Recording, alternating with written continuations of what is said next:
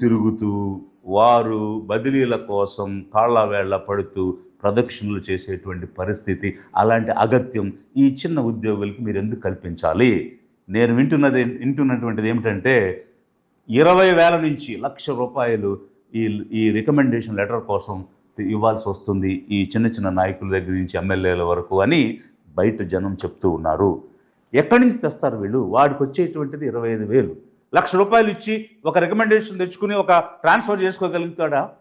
ఆ డబ్బు ఎక్కడి నుంచి తేగలుగుతాడు? ఒకవేళ నిజంగానే మీరు వసూలు చేస్తే వాళ్ళు ఏం చేస్తారు? రేపు జనం నుంచి వసూలు చేస్తారు. అంటే అవినీతిని పెంచి పోషిస్తున్నారా? అసలు ఈ నాయకుల ప్రమేయం ఏంటి ఈ ట్రాన్స్ఫర్స్లో? మీరు ట్రాన్స్పరెంట్ గైడ్ లైన్స్ ఇచ్చుంటే వీళ్ళ ఇన్వాల్వ్మెంట్ అవసరం లేదు కదా.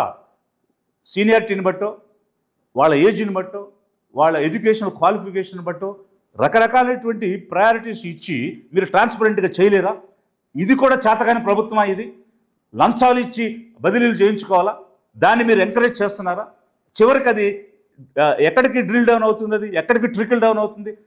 ఆ భారం అంతా ప్రజల మీద పడుతుంది. ఈ అవినీతి అంతా ప్రజలు భరించాల్సి వస్తుంది. అది కూడా చేతకాని ప్రభుత్వమా? ఇది లిబరేషన్ కాంగ్రెస్ పార్టీ క్వశ్చన్ చేస్తుంది గవర్నమెంట్ని.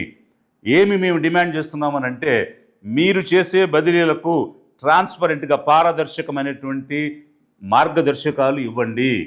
ఎవరైనా చూసినా కూడా ఇది సజావుగా జరిగిందనేటువంటి భావన రావాలి.